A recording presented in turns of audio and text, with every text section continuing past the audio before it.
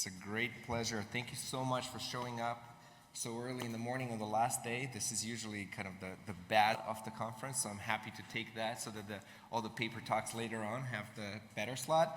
All right, so as Otmar said, I currently manage a new group at Facebook Reality Labs. You might also know the same organization under the name Oculus Research.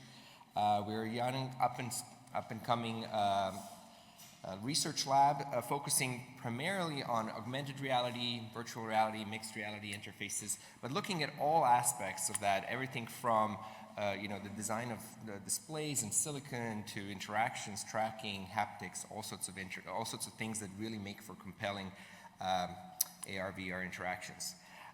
So in this talk today, I hope to share with you a bit of my experiences over the last few years of my research, and illustrate what I believe makes for compelling mixed reality interactions. So first of all, I'm super excited to be giving this keynote. Even though I'm most active in the HCI community, mostly I publish and attend conferences like Chi and WIS, I have a very soft spot for ISMAR because, believe it or not, my very first academic conference was ISAR 2001.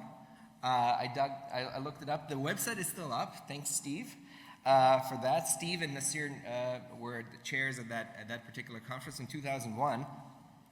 And it was not called ISMAR then. It was a precursor to ISMAR. It was called ISAR, so International Symposium on Augmented Reality. It was held in New York City. One interesting tidbits about this, it was held a month after September 11, so there's some pretty somber warnings on top that still say that. But it was pretty much crazy times. What was the craziest thing for me is that this was only a month into my PhD. I have just recently arrived to New York. I've just recently joined Steve's lab, and I didn't know, from this perspective, I didn't know anything about AR or VR. And as I was browsing the contents of this conference, it was actually quite amazing of how much of an impact the work presented there had on me. For example, there's coincidence, Henry Fuchs gave a keynote, just like yesterday. He gave a keynote. He talked about Office of the Future, and that line of work, together with Ramesh's work that he showed on shader lamps at that same conference, had a huge impact on my work on projection mapping and spatial augmented reality. But not only that, Dieter and his students brought mobile collaborative augmented reality demo. We had Wayne Piekarski and Bruce Thomas brought the TinMid system. It was just a fabulous event that all of a sudden, a month into my PhD, I was soaking it in. It was just like drinking from a fire hose of what are all these different new concepts in augmented and mixed reality. But that's not all. I think really what changed my life, what really gave me a perspective of what is the future to become, is a demo that was actually done in my lab. I mean, of course, this is a biased perspective, but the demo is called MARS, Mobile Augmented Reality System, and I can't claim credit for it because it's really the work of Tobias Hollerer, Blaine Bell, Steve Feiner, and many other lab mates in Steve's group. And here you see it demoed at ISMAR. But the cool thing about that demo is that I got to be the first real user of this mobile augmented reality system. By real user, I just meant I was able-bodied, young, who could carry a backpack that could hold this mobile augmented reality system. So this is how it looked. It was a beast. It had about 40 pounds of different equipment that you had to carry. But it was amazing too. Like, it had a see-through HMD. It had different PS that oftentimes disturbed the New York City cabs, so we couldn't run it for too long. It had a IMU head tracking. It had a voice, pen, and tablet interface.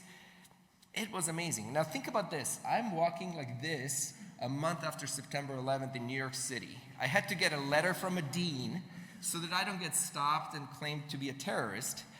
But that was okay. So cops were okay after they saw this letter, and Steve was kind enough to actually provide that.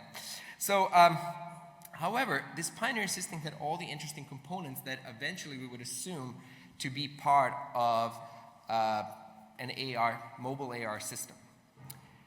But that's not really what impressed me. I think if I look back on what's really most impressive about this is not about what the system had. It's about what the system can do, or more importantly, what you could do in the system.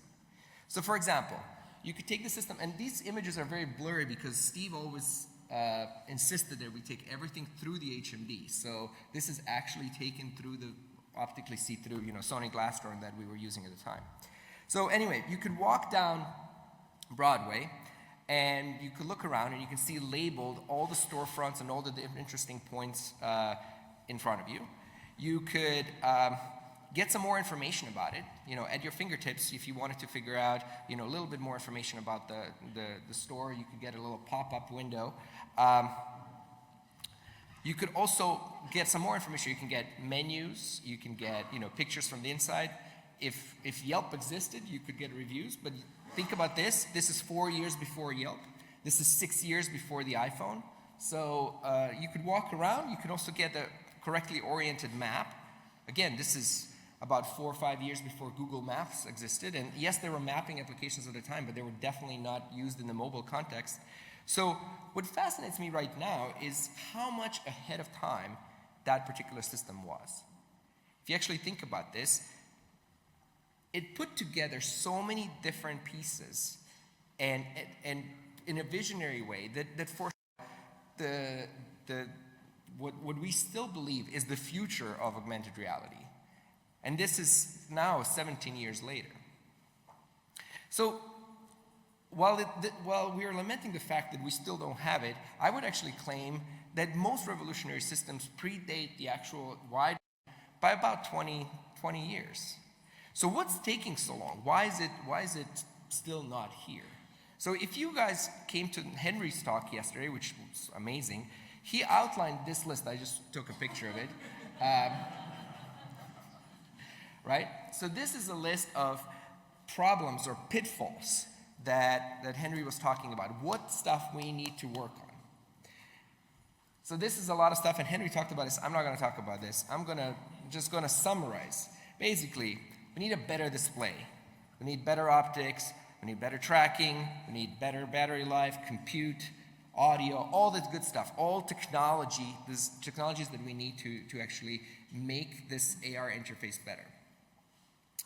I would actually argue some of these, for commercial purposes, are mostly already solved.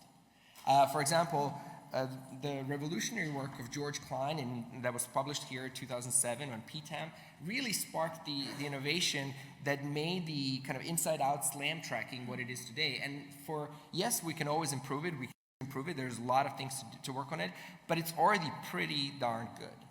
The one thing that's missing from Henry's slide, and that I think it's missing a lot from people's imagination when they're thinking about this, is actually one of the biggest challenges that we have with AR and mixed reality and VR is the interaction and interfaces. What the heck are we going to do with this?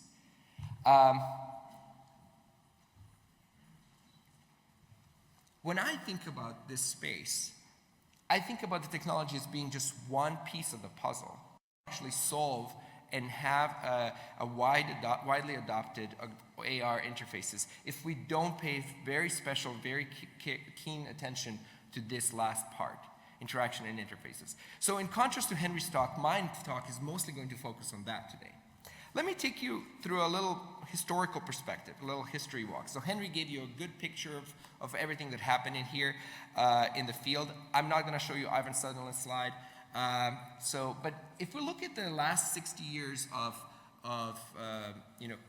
computer landscape, I think about it as basically we lived through 3 different computer eras. In the 60s, you had command line interfaces. Now, I'm specifically not talking about them in terms of technology, in terms of the object, like a mainframe computing or anything like that. I'm talking about this in perspective of the interface. How are we actually thinking about interacting with it? So these are mostly text-based interfaces. Then in the 80s, you started having graphical user interfaces.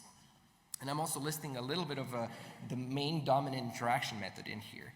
And in the 2000s, we don't have a good name for it, but it's basically people use natural user interface, something like that, which is basically touch, gestures, smartphones, tablets, kind of mobile computing, as we know. I would argue that in the 2020s, we're getting into the era of the mixed reality interfaces. These mobile, always on, always available mixed reality interfaces. But one thing I want you to think about is that each one of these eras was not defined purely by the machine, by the display. The display is just one component of it.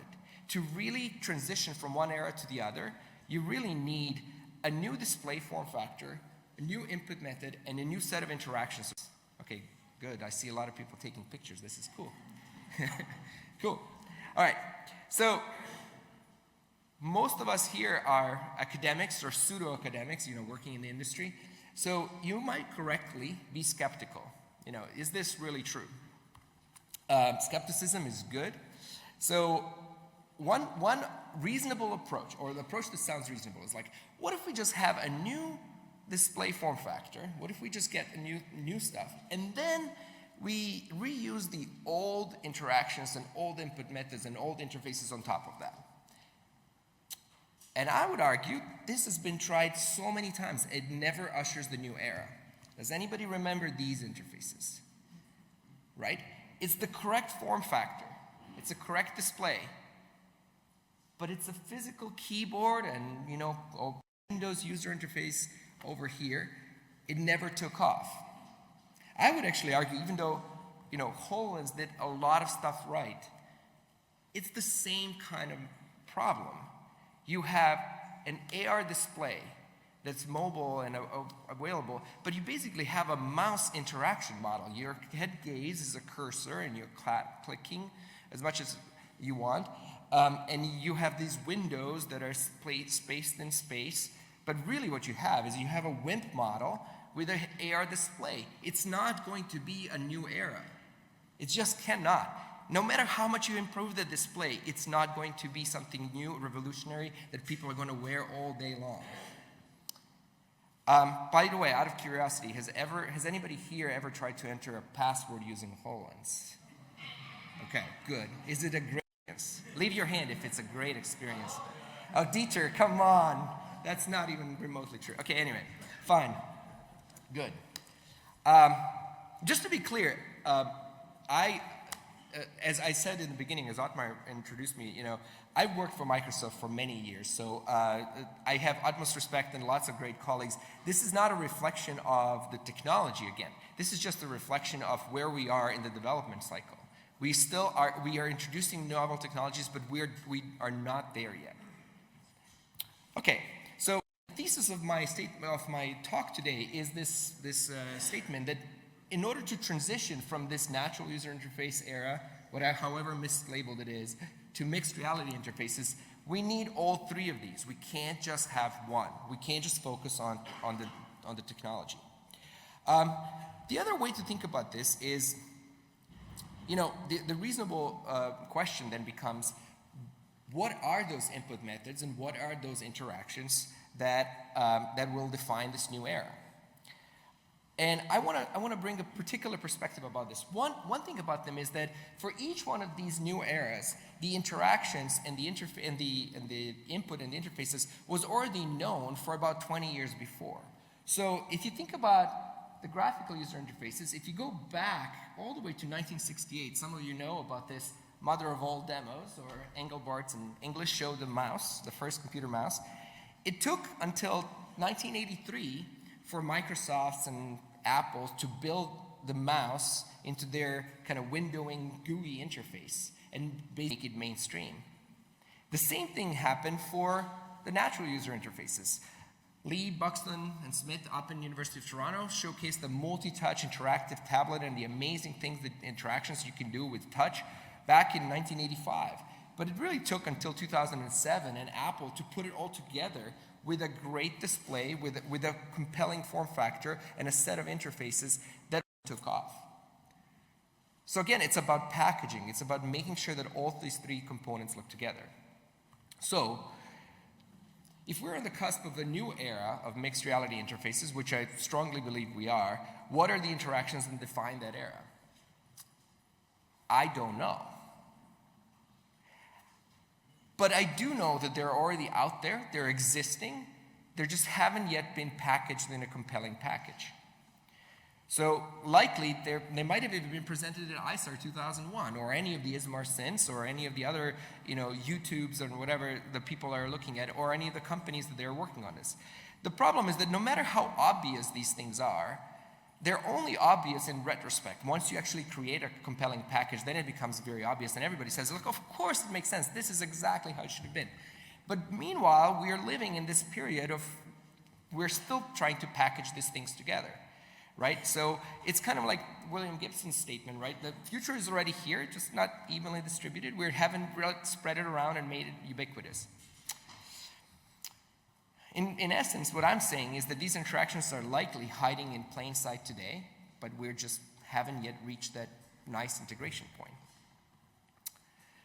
Okay, so instead of focusing on what exactly those interactions are, the answer to which I already said, I don't really know, I want to focus the remainder of this talk on what are the main characteristics that make for compelling mixed reality interfaces, for compelling mixed reality interactions. Now, what I want to say is you can design mixed reality interactions in any way you want. But these characteristics over many projects that I have done are really the ones that always struck me as the most authentic to the medium, as the ones that really shine, that people go and say, this is magic, this is new, this feels right. And I want to think about it, how do we as designers need to change our thinking and our processes to be able to design these better mixed reality interfaces. So what makes for compelling mixed reality? Before I go, I want to just take one quick moment because people always get hung up on technology. And I gave you examples of this mobile augmented reality with see-through glasses. This is an envisionment of something like that. But when I think about this, I'm talking about these interactions irrespective of technology. This is something you can also do in VR or in video see-through AR or even with projectors and spatial augmented reality. To me, those are just the delivery methods of how we're thinking about this, not necessarily the inputs and the interactions that I'm concerned.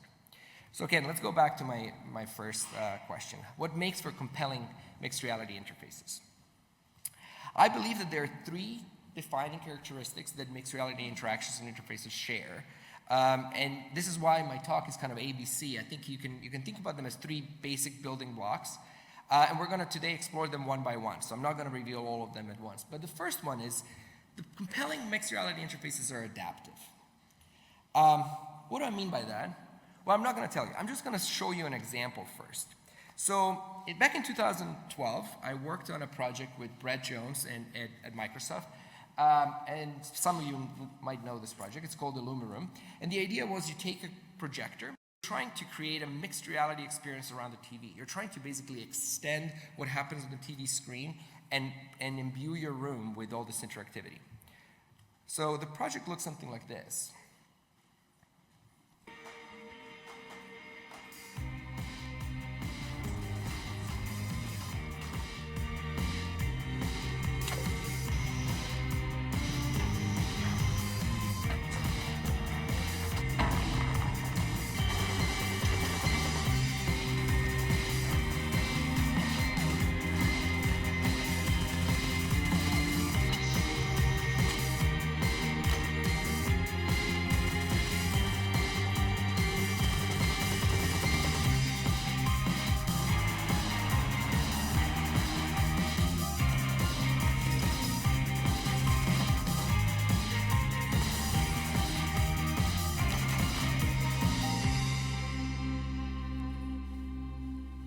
All right, so in this project, we worked a lot with designers, we worked a lot with content creators, game players, game designers, and we started looking at what kind of content, what kind of stuff can we do in this periphery. So the first obvious one is we just extend the screen, right? This is compelling in many ways. You take your game, you make it played widescreen. And when we did this, we started realizing that if you really just want to have a bigger screen, you should just go to your local store, buy a big TV. Just buy as big TV as you want, and you will have a much better experience than trying to use a projector to do this. But really what started shining is this idea that once you take the content and you adapt it to your environment, to whatever room you happen to have, all of a sudden it starts becoming really interesting. So here's a concept, just a very simple one. You can use the room furniture to segment the content and make it appear like the game is being played behind the room, not necessarily just on the TV. You can also take the projector and change the appearance, match the appearance to the content in there. So you can make it black and white like film noir, or you can make the room look like a cartoon, saturate the colors.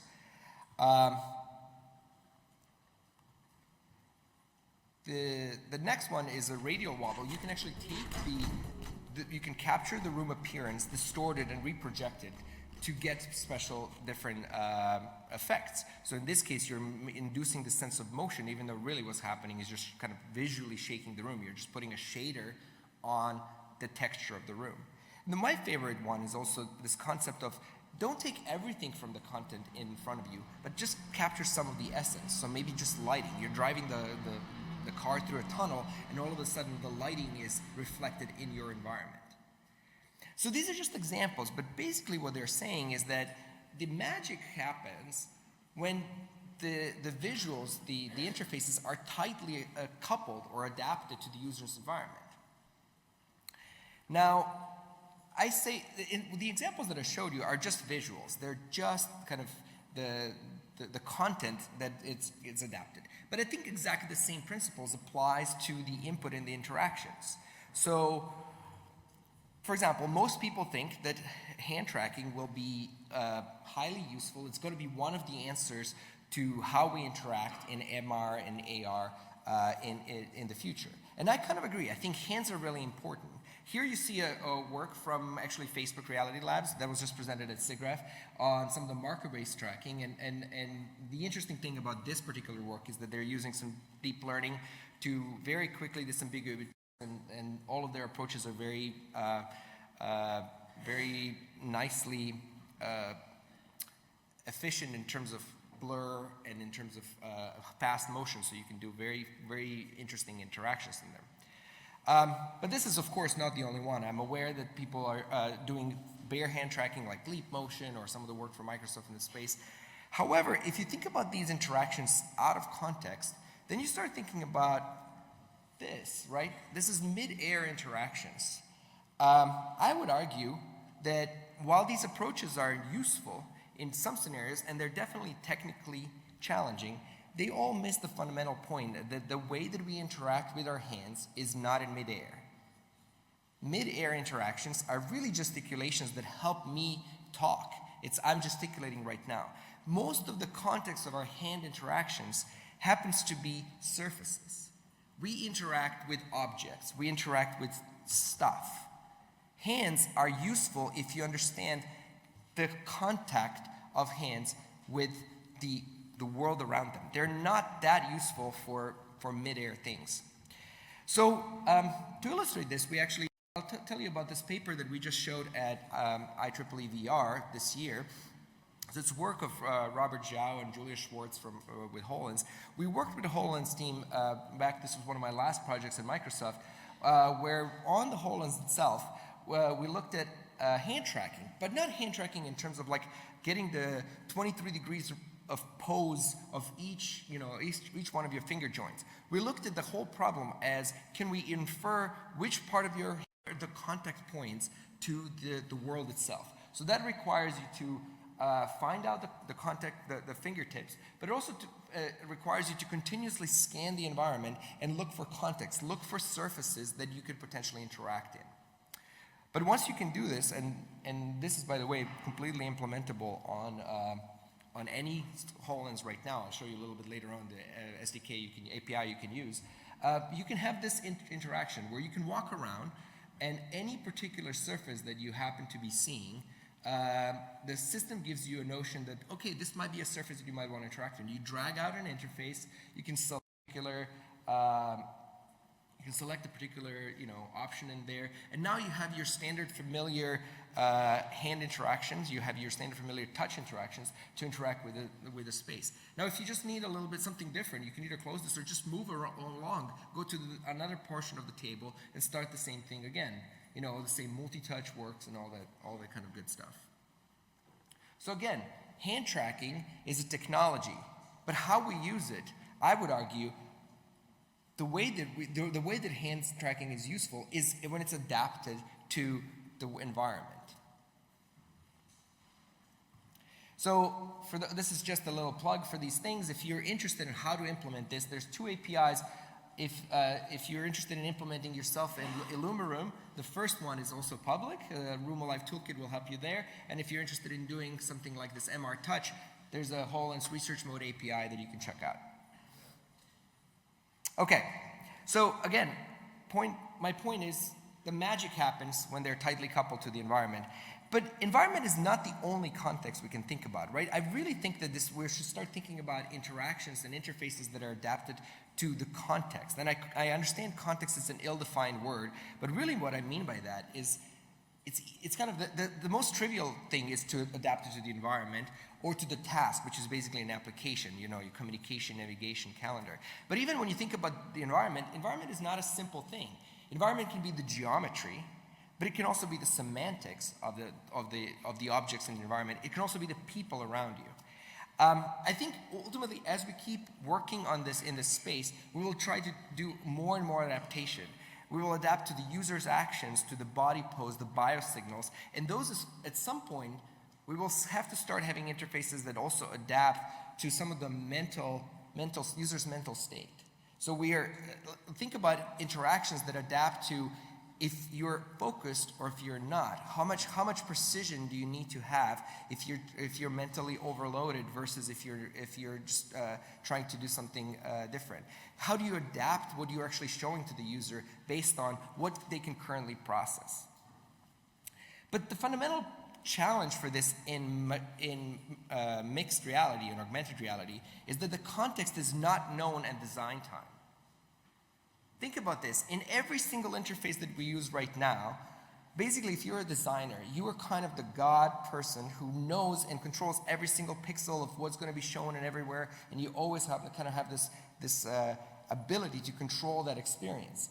In augmented reality, we have to rely on sensing, we have to rely on perception, we have to rely on completely different set of rules and ways of thinking about this environment. So if you think about typically the way HCI courses are thought of, usually you have something like this, right? There's a person, there's a computer, and in the middle of it, it's human-computer interaction. Great, yay, wow. Okay, but in mixed reality, what we have is this, right? You have a much more complex system. You have a person, you have a computer, and you have the environment, you have the context. And now you have terms like HCI, but you also have terms like sensing. I also like that reality is just a subset of this particular picture, right? It's not everything in there. The sweet spot is the sweet spot parts are the mixed reality. This is where the most creative, the best, the most adaptive things are for the mixed reality. Okay, I think I harped on this long enough. So compelling mixed reality interfaces are adaptive. Let's look at the number 2. Start with B, because I have A, B, C blocks. So second one is believable. Okay, we're going to start with some framing on this one as well. So first of all, when you think about VR, when you think about MR, I think we're really obsessed with creating this rich sense of reality. In some ways, it's good, right? Think about this stuff. This is another video from Facebook Reality Labs. This was shown at SIGGRAPH again this year. It's about these deep appearance models or facial rendering. These are actually called codec avatars, and they're freaking amazing. They're life realistic. The reality there is important because of the very uncanny valley that you get if you don't hit things quite right. But I would argue for interactions, for interfaces, realistic is not always better. I would actually say that chasing realism can be suboptimal in AR/VR interactions. What is real and what we perceive as real does not have to be the same. So typically, we illustrate this through some form of illusions, right? Like, is this a face or a vase? Are these lines straight or crooked? I guarantee you they're straight. Moving or static, right? Things like that. So could we potentially think about mixed reality interfaces as perceptual illusions that give you a believable experience? And I want to focus on this word believable because I think we should start adopting it as a community rather than realistic. So believable is not realistic. Believable is consistent with expectations and not surprising. And I would say that in AR and VR, we want to induce the suspension of disbelief, whereby users suspend their critical faculties. Like they sacrifice logic, they sacrifice realism to believe the unbelievable. They want to believe the unbelievable. So I'll illustrate this through one example, even though I have a lot in my, a lot of the work that I've done over the years kind of pushes on this part. So here's a mixed reality scene. Here's the view if you have your hands and you see your body and everything like that, and you're looking through a VR headset, but you're basically imaging the scene as seen through, let's say, a Kinect camera. What I think about this is, first of all, it's amazing because everything that you touch has correct multisensory integration. You have the haptics are correct, the sounds are correct, the visuals are correct, even though they're crappy. Again, they're not realistic, but they're pretty good. The experience is pretty great. So, but one of the things that we were wondering in this particular project is that you can't have this rich haptic experience with anything else that you do in kind of mixed reality if the content is, because fundamentally, passive haptics don't scale. You need a prop for everything that you do. So we did a project with an intern of mine, Madi Osmandian, and a couple of our colleagues to look at that specific aspect. And I'm going to let Madi narrate this because he spent a lot of time making this video, so it's a pretty Wouldn't it be nice to use real cubes to make a Minecraft castle? Well, the best thing you can do in VR is this, moving cubes around with a virtual wand.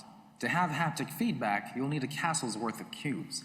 Luckily, we found a perception hack that makes you need way less. Like, really less. Like just one cube. First, you'll need a Connect 2 mounted above your head, then a fully tracked HMD, mount a button pressing device to your desk, grab a trackable cube, strap a marker to your hand, and you're all set. For our first magic trick, we'll show you 3 physical cubes on a table.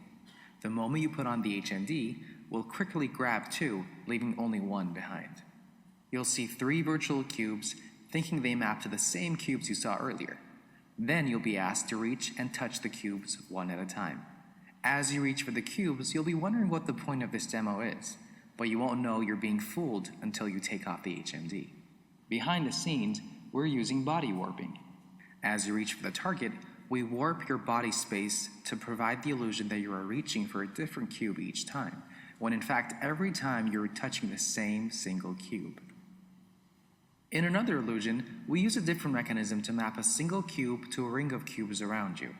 After inspecting each cube, you need to face a billboard to trigger activating the next cube. When you look back, the other cube will be ready. You can reach out and grab the cube, and surely the tactile sensation will be there. This time, we are using world warping. As you move your head around, the world ever so subtly rotates around you as well.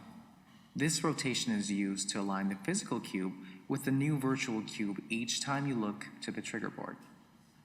Body and world warping can also be combined to form a hybrid. In our haptic retargeting framework, head motions trigger world warping, and hand motions enable body warping. We hypothesize that by splitting the job of aligning between both mechanisms, undesirable artifacts of each method can be mitigated. Okay, so in case, I'm just going to go quickly over these things one more time just to kind of make it clear. But basically, the main trick we're doing here is we're leveraging the dominance of vision to retarget people's hand motions. And this is done for the purpose that we want to give you the perfect passive haptic experience replicated over many, many different virtual objects. So we talked about 2 different techniques here. One is this body warp. Basically means that as you're reaching forward, we're rendering your body, your mixed reality version of your body is rendered at a slightly different position. So in essence, what you're doing at every reach, your body is proprioceptively disembodied, it's splitting, and then when you reach back, it gets put back together. The second technique is world warping, and this one borrows from redirected walking and all the work that's been greatly done in VR techniques, where basically as you're looking around, you induce slightly more or less rotation of the whole world around you to align these objects back in there. And you can put them all together. What's interesting to me is that what you can do then if you keep repeating this, and this is kind of where this kind of To put this to the envelope is- test, we conducted a user study to gauge immersion levels associated with each approach. This minigame uses haptic retargeting to provide the illusion of arranging and stacking different cubes in the virtual environment. As the instruction billboard guides you, each time you place a cube in the correct location, with the press of a button, it will solidify. Then, a new cube will spawn to continue the rearrangement. Though it appears you're reaching for a new cube, you're actually moving the same one. Participants reported higher presence levels from the hybrid approach in compared to each warp used individually, and overall preferred haptic retargeting over the virtual wands method. With spatial warping, in addition to spawning new cubes, we can also provide the illusion of stacking. This is done by applying a height warp as the cube is moved around. This close-up shows how the user feels haptic feedback from the table, convincing the user that the bottom virtual cube actually exists. With our system, haptics can be repurposed for a richer immersive experience, enhancing the user's sense of presence. So while this is an example of work that really tries to optimize this passive haptic behavior, I think it goes back to my point about if we focus purely on getting things done as realistically as possible, we're kind of missing the point. We can actually get suboptimal MR experiences because mixed reality gives you this option to create unbelievable experiences that seem believable, right? They're not realistic, but they are very consistent with your expectations, and they're not surprising to you. And if you play along, if you're trying to be engaged, you actually have a very, very compelling scenario. So again, design for believability, not realism, take-home message. So we talked about two different parts, adaptive, believable. The third one, well, actually, before I tell you the third one, let's go back to my chart from the beginning about different parts of the different eras of computing in there. I listed here some of the main trends that you can actually observe if you think about the input and interactions in those things. So the interfaces on the left are basically location fixed. You have to go to the computer to do something. They have precise and accurate inputs. They mostly consist of buttons. You know exactly when you press a keyboard key, it's going to give you a key. They're sensing poor. You really are just relying on the input devices themselves. And mostly you have to specify everything. Think about command line interfaces. You have to keep typing, type. On the right side, we're getting in the trends of mobile, always on, always available, wearable things. But they have very imprecise and noisy inputs, right? You're typing on a keyboard on a phone keyboard is very different than typing on an actual physical keyboard. These devices are sensing rich. They're filled with sensors, and they're going to have more and more sensors and awareness about the space. And because you're wearing them all the time, because you're using them all the time, the implication is that they're going to get smarter, that they're going to infer a lot more rather than actually have you explicitly say everything. So this part is very confusing to a lot of people. A lot of people think as we progress in our things, we're actually getting better at input devices. But in fact, I would say that we're making an explicit trade-off. We're continuously trading off mobility for precision, and we get more noise the further we go along. So fundamental way of dealing with imprecise noise, sensing rich inputs, is I believe is to formulate most of the MR interactions as computational. Right now, we really rely on iterative design and things like that as fundamental techniques for designing interfaces. But I think we need to switch to thinking about computational methods as one of the design building blocks. So if you're not a believer, I'm going to give you an example. So everybody knows these phone keyboards, right? Phone keyboards are great. How many of you guys think that you could actually type effectively on a phone keyboard? Nobody? Well, I think they're pretty useful. They're pretty good. The thing about the phone keyboard is that even though it gives you this illusion of being able to type on this little keyboard, really it's just a stack upon stack on different models and inference techniques on there. So typical predictive keyboard on a smartphone right now has 4 different models. It has a keyboard geometry model. It has a touch precision model of like trying to infer how well can you touch different parts of the screen. It has a dictionary model, and it has a language model. And this stack together gives you kind of the basic ability to do something with a 1.5 centimeter thing where the targets are, 5 millimeters or less. But it's not all. Even that on its own doesn't actually work that well. You still have an n-best list of user interface parts, right? You have this list here that gives you what you might have typed even if you made a mistake. So this error correction is really probabilistically exposed right in the interface as well. And lastly, you have this gesture model as well if you're thinking about swipe, right? So then now you're also taking strokes and movement through the keyboard as a model. Now all this stuff together gives you this ability so that you feel empowered. You know I can type on this, but really it's just computational models underneath that are enabling you this particular experience.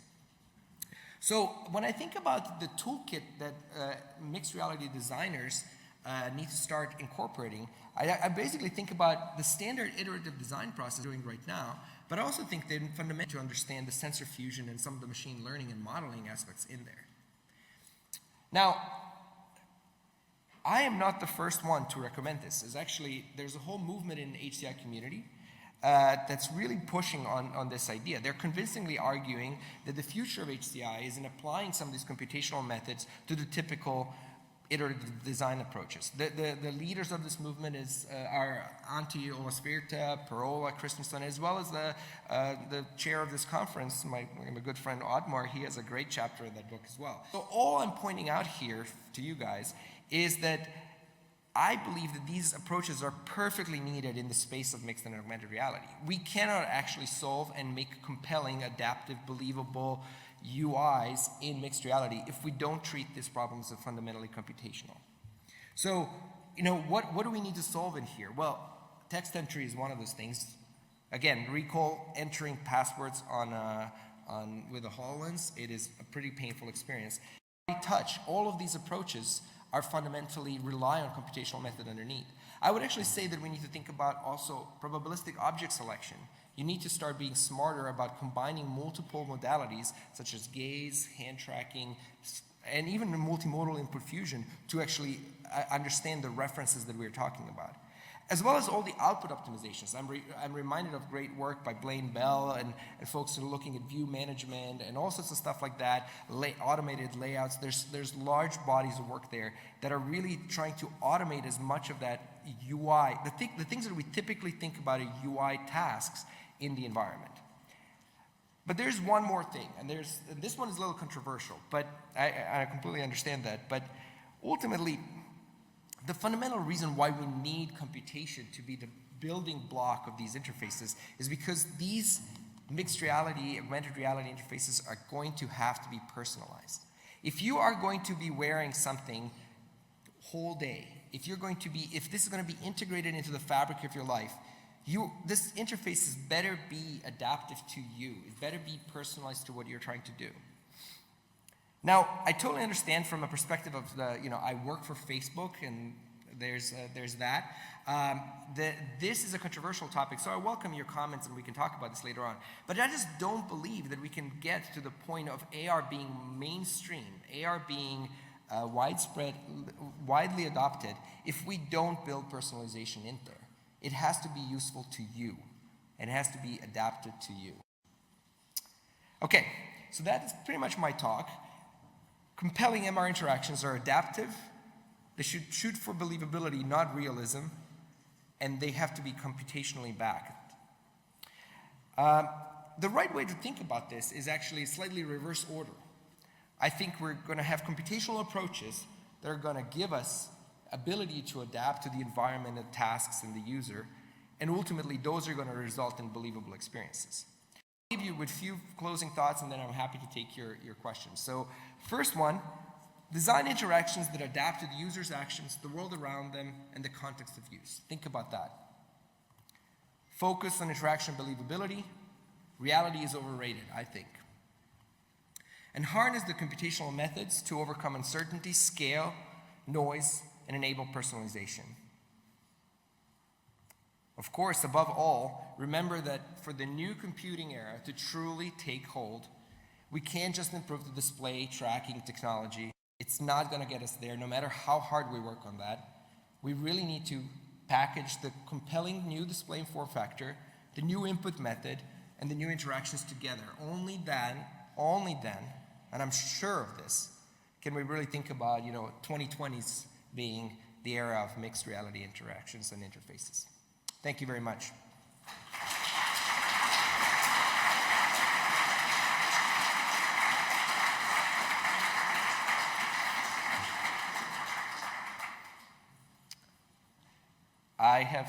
I think I have a couple more minutes for questions. I ended up a little bit early. I didn't want to go way over, so if you guys have any questions, I'm happy to take them at this point.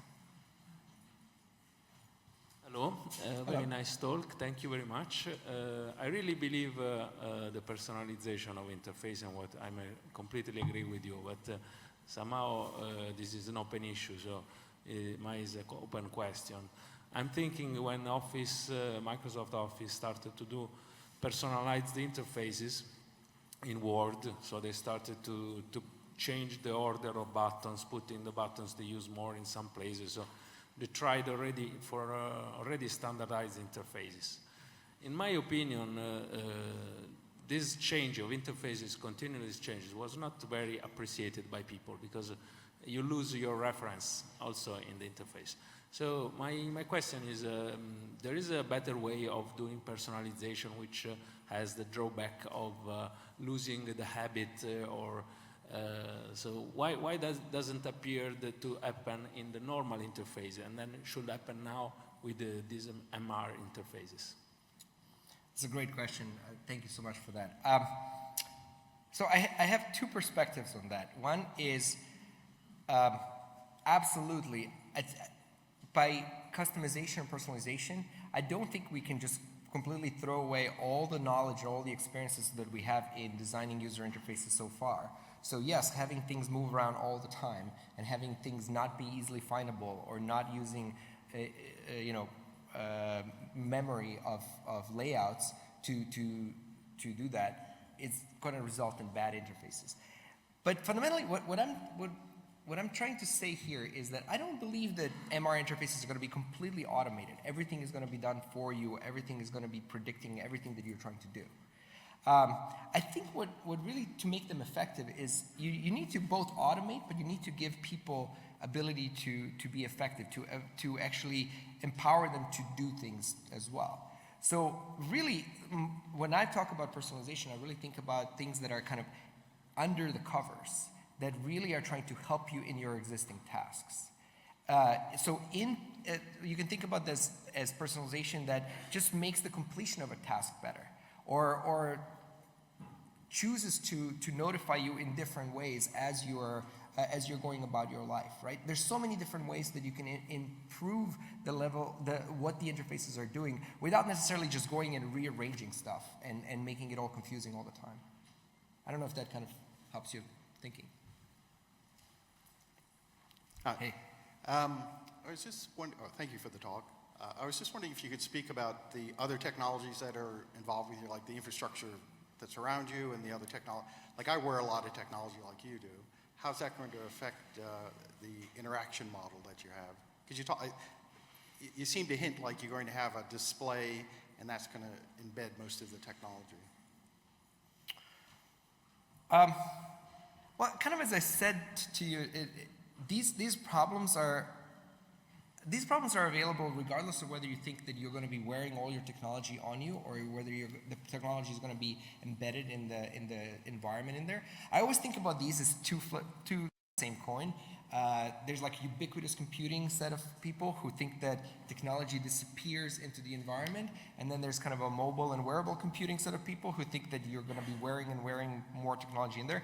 I think just like anything else in life, the truth is somewhere in the middle. We have more and more smarter environments, the things are getting better, but also fundamentally the devices that we carry on us, they become prosthetic devices, and they're definitely becoming better, and they're the ones that are also more able to really do this kind of high level of personalization, high level of adaptivity, because those are the ones that transfer from every situation that you carry them. Like most people these days, actually, people have done studies on this, right? Most people notice more or sooner that they're missing their phone, that they're missing their wallet. And not even that. Most people notice before that they're missing their phone, that they're missing their kid. So, I don't know, what does this tell us about us? I think the personal devices are very powerful. I do also believe that the infrastructure of devices is going to be equally important. And how they talk together is definitely an issue here. It's something that right now we've not really, we haven't really nailed yet at all. So, Yes. oh, sorry. Oh, sorry. Yeah. Sorry. So I was sort of hidden here in the back, I guess. So thank you very much for this nice talk. I'm Michael Silma, University of Stuttgart.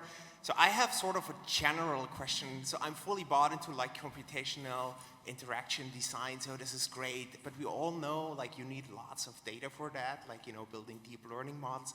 I would like, you know, I'm in academia at a university, maybe not the poorest university, but like, you know, gathering the data is hard. And so what's your take on like, you know, the split? How can we work? What's the role of universities versus like, you know, companies like Facebook or Google? That's a good question. So first of all, when I talk about computational methods, I don't mean just kind of super data hungry, deep learning models for everything. I really actually even think about sensor fusion. I mean, I think ultimately we still don't have a fundamentally good way to multimodally fuse kind of inference fusion or intent fusion of combining gaze and speech and hand tracking together for just even referencing and pointing. There's lots of different problems there, and I don't think they're necessarily super data intensive. I think they're within the scope of what you know, is easy to collect separately. The part about the large data sets, I think once we get into the deep personalization, that's definitely something that I think the companies have an advantage of just because of the infrastructure and the data that they already collect. I think it's the same problem that a lot of communities are actually facing. I mean, we're not the only ones in there. Like, computer vision is already pretty much there. Information retrieval used to be super active as an academic discipline. And ever since, you know, 2000, most of that research has shifted to be either done in cooperation with companies or at companies themselves. I don't have a particular part. I think what gives me hope there is that, for example, Facebook Reality Labs, Microsoft Research, all of these institutions are actually fairly open to collaborating. I mean, we have existing collaborations going on. I've only been at Facebook Reality Labs for less than a year, and I've already started 3 existing collaborations with different universities on some of these topics. So we are actively looking for partners in academia. I don't think it has to be done exclusively at companies. I think we can all share in this success. But in terms of the data and things like that, I think it's likely that that's going to be the biggest access to that is going to be through companies. Sure. Yes.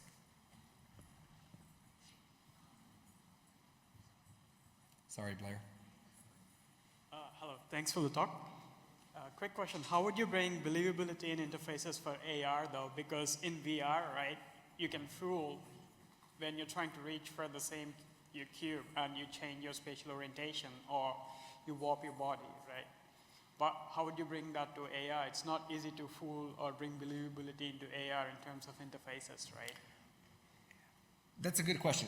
You're taking that specific example and yeah, applying something like that directly for AR, unless you're talking video see-through AR, in which case I think you can apply it directly. Right. But if you're looking through optically see-through, that particular example is probably not the right example.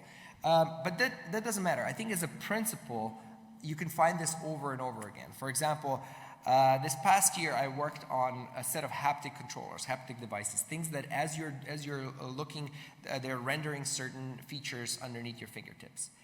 And one of the things that immediately stood up, like we had this, it was called Haptic Revolver, and it's the device where it basically spins underneath your fingertip to renders a particular shear and tactile features.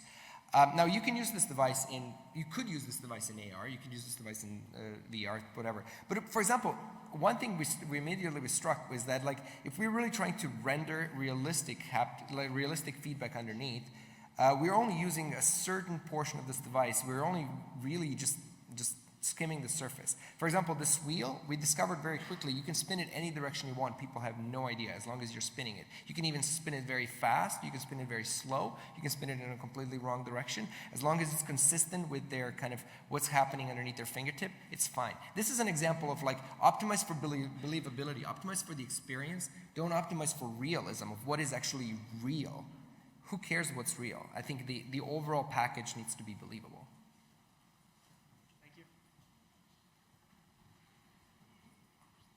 Okay? Oh, Blake, sorry. So, good talk, thank you. And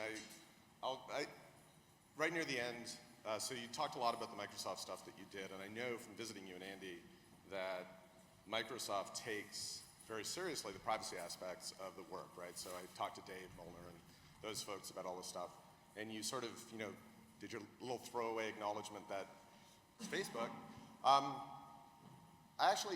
I'd like your thoughts on how are we going to, not just Facebook, lots of companies, and you must have been thinking about this, right, in making this jump. How are we going to deal with the vast amount of data that we're collecting? You had a great slide where you sort of enumerated everything from knowledge about my emotions, my intentionality, knowledge about everybody around me. If we look back over the last few years and all the sort of issues that Facebook and Google and so on have come from all the models and things that are being made about us, when we can have models that include all of this information, right?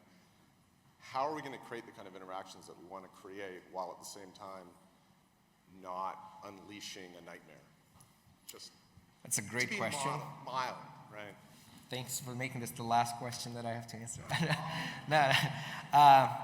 Yeah, first of all, great question. I absolutely agree. I mean, I think these are big fundamental problems that we have to deal with.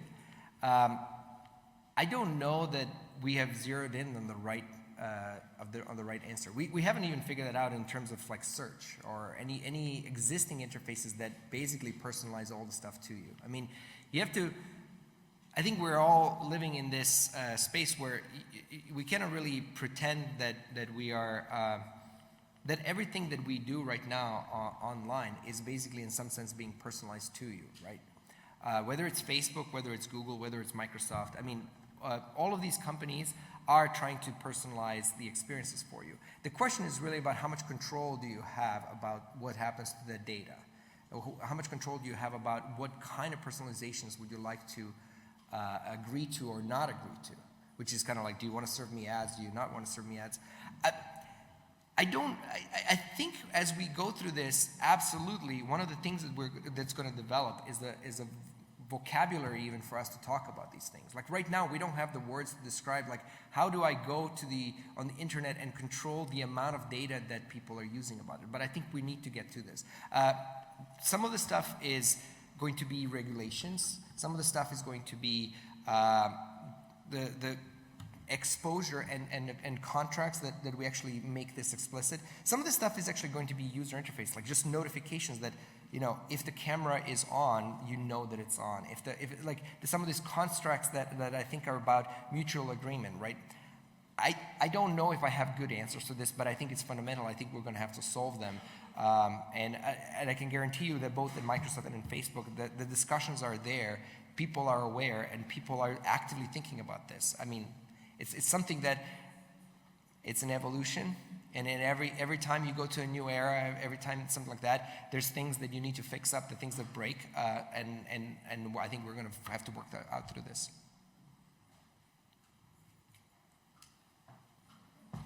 Thank you so much for your